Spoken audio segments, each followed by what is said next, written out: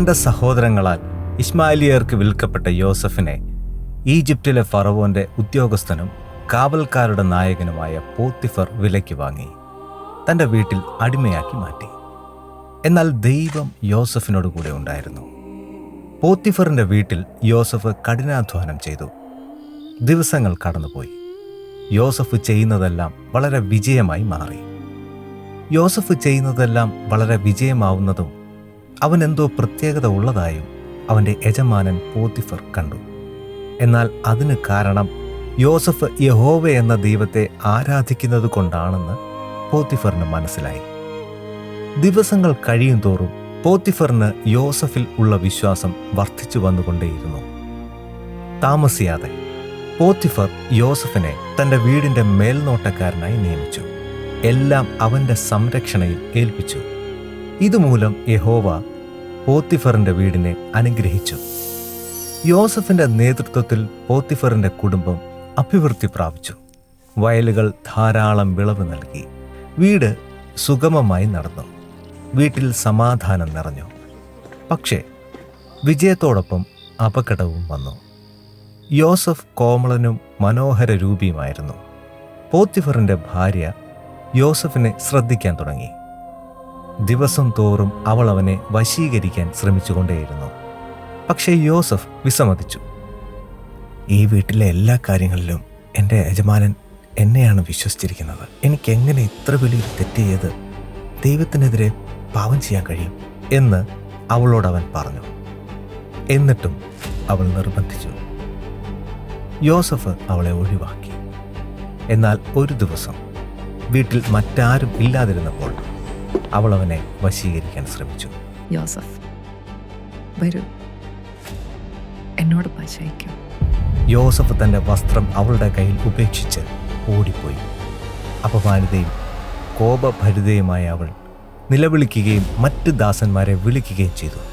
ആ നോക്ക്, ഈ എബ്രായൻ എന്നെ ആക്രമിക്കാൻ ശ്രമിച്ചു. തെളിവായി യോസഫിന്റെ വസ്ത്രം ഉയർത്തിപ്പിടിച്ചുകൊണ്ട് അവൾ നിലവിളിച്ചു.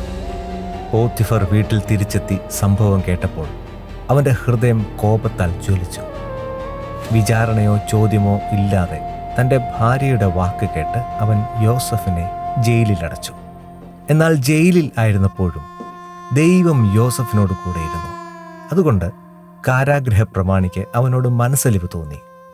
പോത്തിഫർ കണ്ടതുപോലെ തന്നെ യോസഫ് വളരെ വ്യത്യസ്തനാണെന്ന് കാരാഗൃഹ പ്രമാണിക്ക് മനസ്സിലായി.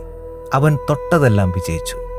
സാവകാശം കാരാഗൃഹ പ്രമാണി എല്ലാ തടവുകാരുടെയും ചുമതല യോസഫിനെ ഏൽപ്പിച്ചു. പോത്തിഫറിനെ പോലെ കാരാഗൃഹ പ്രമാണിക്ക് മറ്റൊന്നും ആശങ്കപ്പെടേണ്ടി വന്നില്ല. കാരണം എല്ലാ ജോലികളും യോസഫിന്റെ കയ്യിൽ സുരക്ഷിതമായിരുന്നു. എന്തുകൊണ്ടാണ് ദൈവം യോസഫിനോട് കൂടെ ഇരുന്നത്? കാരണം തൻ്റെ സഹോദരങ്ങൾ തന്നെ ഉപേക്ഷിച്ചു. ചെയ്യാത്ത തെറ്റിന് യജമാനൻ ജയിലിലടച്ചു. ജീവിതത്തിൽ എല്ലാം പ്രതികൂലമായി മാറിയപ്പോൾ പോലും യോസഫ് തൻ്റെ പിതാക്കന്മാർ ആരാധിച്ചിരുന്ന ദൈവത്തിനെ തള്ളിപ്പറയാതെ ആ ദൈവത്തിനു മുൻപിൽ വിശ്വസ്തയോടുകൂടി നടന്നു. അതുകൊണ്ട് തന്നെ ആർക്കും സ്വപ്നം പോലും കാണാൻ കഴിയാത്ത കാര്യങ്ങളാണ് പിന്നീട് സംഭവിച്ചത്. കാലങ്ങൾ കടന്നുപോയി.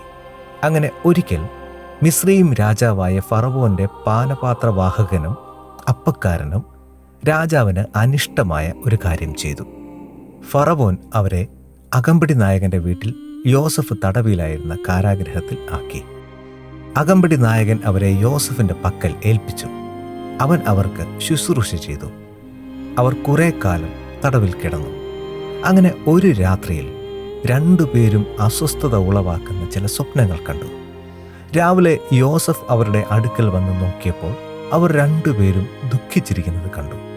യോസഫ് അത് ശ്രദ്ധിച്ചു. എന്നിട്ട് ചോദിച്ചു, ഇന്ന് നിങ്ങൾ എന്തിനാണ് ഇത്ര ദുഃഖിതരായിരിക്കുന്നത്? ഞങ്ങൾ സ്വപ്നം കണ്ടു, പക്ഷെ അത് വ്യാഖ്യാനിച്ച് തരുവാൻ ആരുമില്ല. സ്വപ്നവ്യാഖ്യാനം ദൈവത്തിനുള്ളതാണ്. അതെന്നോട് പറയുക, ഞാനത് നിങ്ങൾക്ക് വ്യാഖ്യാനിച്ചു തരാം. അപ്പോൾ പാനപാത്രവാഹകന്മാരുടെ പ്രമാണി യോസഫിനെ തന്റെ സ്വപ്നം വിവരിച്ചു പറയാൻ തുടങ്ങി. എന്റെ സ്വപ്നം ഇതാണ്. എന്റെ സ്വപ്നത്തിൽ 3 ശാഖകളുള്ള ഒരു മുന്തിരിവള്ളി ഉണ്ടായിരുന്നു. അത് തളിർത്തു പൂത്തു പഴുത്ത മുന്തിരിങ്ങ കായ്ച്ചു. ഞാൻ മുന്തിരിങ്ങ എടുത്ത് ഫറവോന്റെ പാനപാത്രത്തിൽ പിഴിഞ്ഞ് പാനപാത്രം അവന്റെ കയ്യിൽ വെച്ചു. ഇത് കേട്ടിട്ട് യോസഫ് മറുപടി പറഞ്ഞു, 3 ശാഖകൾ 3 ദിവസമാണ്. 3 ദിവസത്തിനുള്ളിൽ ഫറവോൻ നിന്റെ തല ഉയർത്തി നിന്നെ വീണ്ടും നിന്റെ സ്ഥാനത്തേക്ക് കൊണ്ടുവരും. പക്ഷെ അങ്ങനെ സംഭവിക്കുമ്പോൾ എന്നെ ഓർക്കുകയും ഫറവോനോട് എന്നെക്കുറിച്ച് പറയുകയും ചെയ്യണം. എന്നെ ഇവിടെ നിന്ന് പിടിപ്പിക്കണം. എന്നെ എബ്രായരുടെ ദേശത്ത് നിന്ന് കൊണ്ടുവന്നതാണ്. ഈ ജയിലിലിടേണ്ടതിന് ഞാൻ ഒരു തെറ്റും ചെയ്തിട്ടില്ല. ഇത് കേട്ടിട്ട് അപ്പക്കാരൻ തൻ്റെ സ്വപ്നം പങ്കുവച്ചു. എൻ്റെ തലയിൽ 3 കൊട്ട അപ്പം ഉണ്ടായിരുന്നു.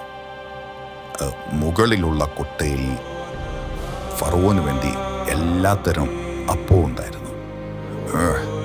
പക്ഷെ പക്ഷികളവ തിന്നുകൊണ്ടിരുന്നു. ഇത് കേട്ട് അല്പം ആശങ്കയോടെ യോസഫ് പറഞ്ഞു, 3 കൊട്ടകൾ 3 ദിവസമാണ്.